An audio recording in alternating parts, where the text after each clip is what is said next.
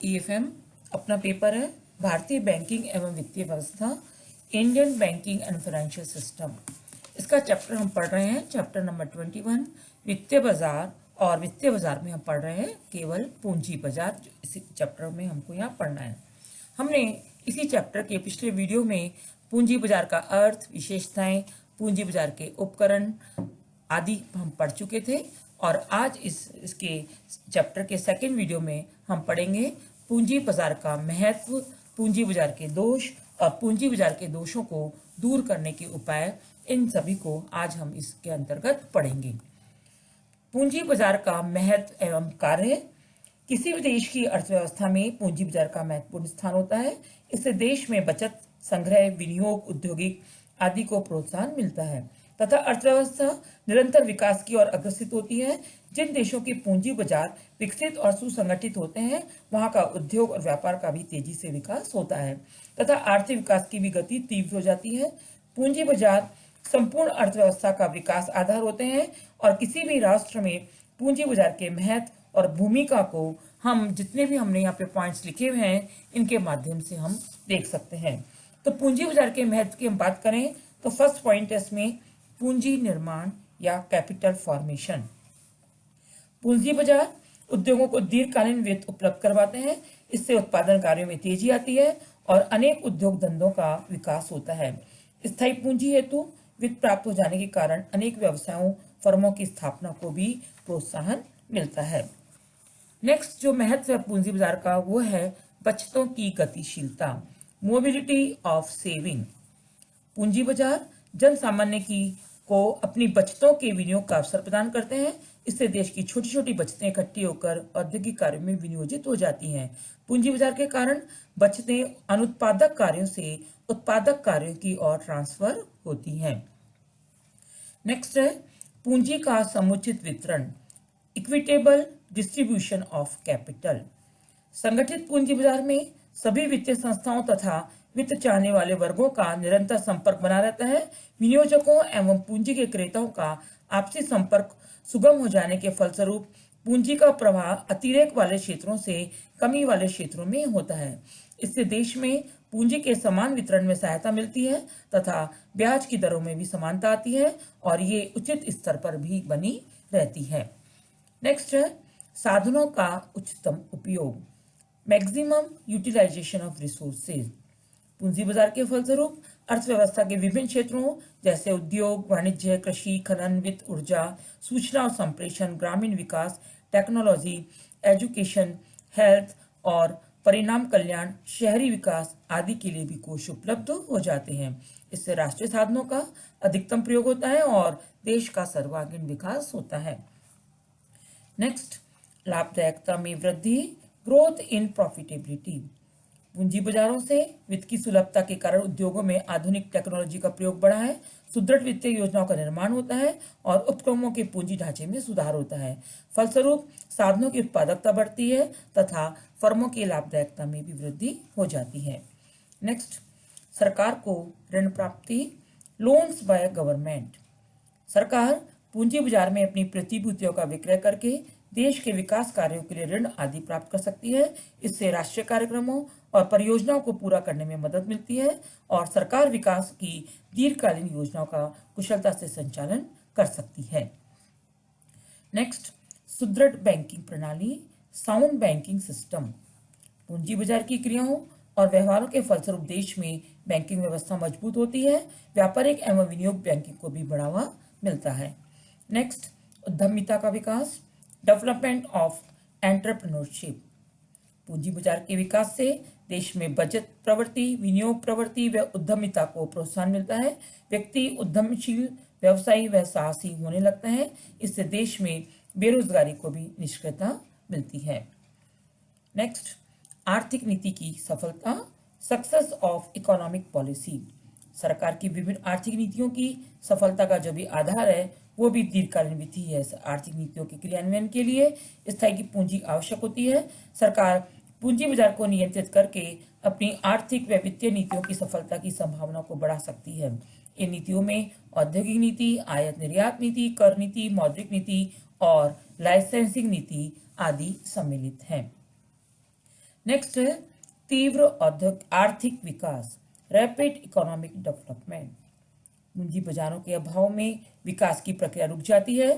दूसरी ओर पूंजी बाजारों के विकास से देश में विनियोग, उद्योग धंधे, व्यावसायिक क्रियाओं आदि का विस्तार होता है तथा रोजगार, आय, उत्पादकता, धन संपत्ति आदि में भी वृद्धि हो जाती है। इससे देश की आर्थिक विकास की गति भी तीव्र होती है। नेक्स्ट जो महत्व है पूंजी बाजार का वो है पंचवर्षीय योजनाओं की सफलता, सक्सेस ऑफ 5-year प्लान्स। पूंजी बाजार का अधिकाधिक सहयोग प्राप्त करके सरकार अपनी पंचवर्षीय योजनाओं के अंतर्गत निर्धारित उत्पादन लक्ष्यों को प्राप्त कर सकती है। इससे राष्ट्र की दीर्घकालीन प्रगति भी संभव होती है। और जो लास्ट महत्व है पूंजी बाजार का वो है अर्थव्यवस्था का सूचक यंत्र, बैरोमीटर ऑफ इकोनॉमी। संगठित पूंजी बाजार किसी भी देश की वास्तविक आर्थिक स्थिति, वित्तीय सुदृढ़ता और औद्योगिक प्रगति का सूचक यंत्र होता है। इसके द्वारा राष्ट्र की आर्थिक गतिविधियों एवं प्रवृत्तियों का भी ज्ञान हो जाता है। तो इसमें हमने देखा पूंजी बाजार का महत्व एवं कार्य। अब हम पढ़ेंगे इसमें भारतीय पूंजी बाजार के दोष, demerits of Indian capital market. अभी हमने जो पूंजी बाजार के सारे महत्व और लाभ पढ़ा, उसके साथ साथ पूंजी बाजार के कुछ दोष भी हैं। वो कौन कौन से दोष हैं? फर्स्ट है उसमें आंतरिक व्यापार। भारतीय पूंजी बाजार आंतरिक व्यापार के उतार चढ़ाव से ग्रस्त है। कंपनी में कार्य करने वाले व्यक्ति प्राय कंपनी को प्रत्याशित लाभ देयता एवं हानियों के आधार पर अंशों का क्रय विक्रय करते हैं। इससे कंपनी के अंशों की कीमतों में उतार चढ़ाव होता है और इसका जो प्रभाव है वो छोटे निवेशकों पर प्रतिकूल पड़ता है। नेक्स्ट है लेक ऑफ ट्रांसपेरेंसी, पारदर्शिता का अभाव। अंशों के क्रेता और विक्रेता दलालों और उपदलालों की दया पर निर्भर होते हैं, जो प्राय विक्रेताओं को एक अंश पत्र का न्यूनतम व्यापारिक मूल्य ही बताते हैं। नेक्स्ट है अपर्याप्त बाजार उपकरण, इनएडुकेट मार्केट इंस्ट्रूमेंट्स। भारत में पूंजी बाजार उपकरण मुख्यतः अंशों और ऋण पत्रों तक ही सीमित रहते हैं, जो कि पूंजी बाजार की सही कार्य प्रणाली के लिए अपर्याप्त होते हैं। अभी हाल ही में प्रारंभ किए गए वारंट, शून्य कूपन बॉन्ड्स आदि निवेशकों में अभी उतने लोकप्रिय नहीं हुए हैं। नेक्स्ट जो दोष है वो है सुपुर्दगी में देरी, डिले इन डिलीवरी। अंश पत्रों की सुपुर्दगी और निपटान अथवा लेन देन में बहुत ही विलंब होता है। अंश पत्रों की सुपुर्दगी में साधारणतया 3 से 4 महीने और भुगतान में भी 2 से 3 महीने का समय लग जाता है। खराब सुपुर्दगी की जो अवधि है वो मुख्यतः विक्रेता के हस्ताक्षरों के कारण और अधिक लंबी हो जाती है और समस्या भी जटिल हो जाती है। नेक्स्ट जो इसमें कमी है हमारे भारतीय पूंजी बाजार में वो है स्टॉक दलाली व्यवस्था दोषपूर्ण, defective stock brokering system.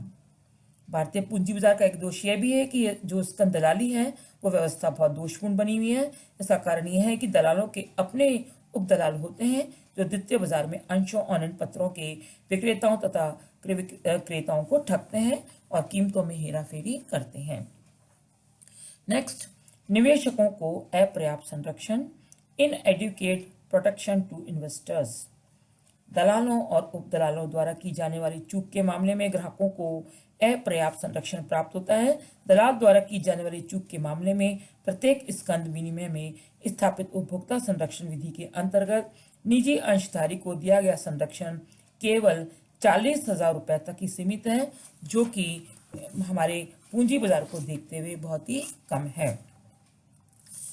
Next है इसके अंतर्गत स्कंद विशेष की अलोकप्रियता, अनपॉपुलरिटी ऑफ स्टॉक इन्वेस्टमेंट्स।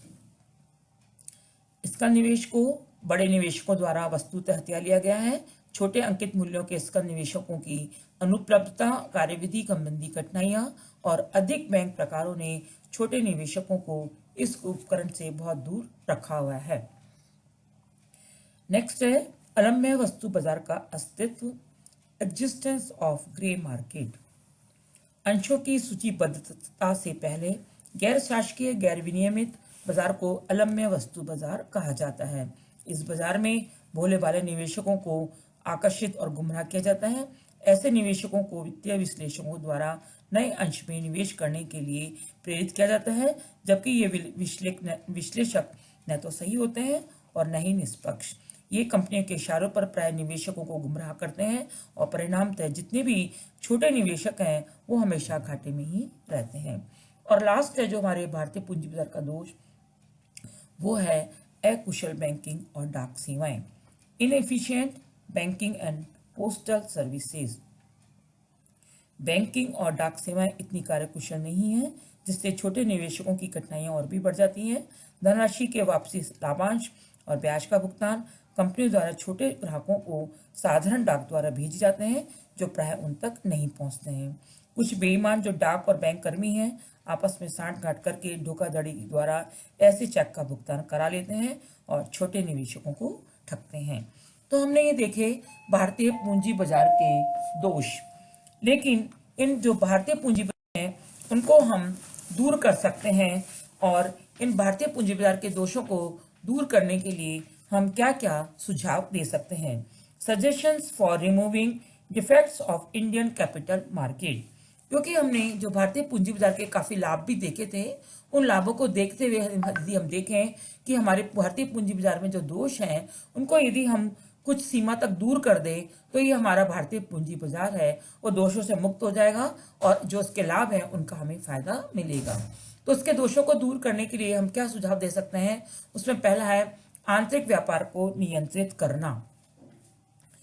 आंतरिक व्यापार और कीमतों में उतार चढ़ाव को नियंत्रित करने के लिए सेबी और स्कंद विनिमय द्वारा कड़े नियम और दंडात्मक उपाय अपनाए जाने चाहिए, तथा गैर कानूनी गतिविधियों में जितने भी संलग्न कंपनियां हैं और दलाल हैं उनको जुर्माना उन पर लगाया जाना चाहिए और उन्हें कड़ा दंड दिया जाना चाहिए। दूसरा तरीका है अधिक स्कंद विनिमय केंद्रों को खोलना, ओपनिंग मोर स्टॉक एक्सचेंज सेंटर्स। स्कंद विनिमयों में सूचीबद्ध अंशों की बड़ी संख्या और प्रत्येक माह जो नए अंशों के सूचीकरण को देखते हुए देश में केंद्रों की संख्या बढ़ाई जानी चाहिए। पूंजी बाजार में तरलता को बढ़ाने और स्टॉक व्यापार में बड़ी संख्या में लगे लोगों के साथ सौदा करने के लिए ये बहुत ही जरूरी है। तीसरा इसमें तरलता में सुधार, इंप्रूविंग लिक्विडिटी।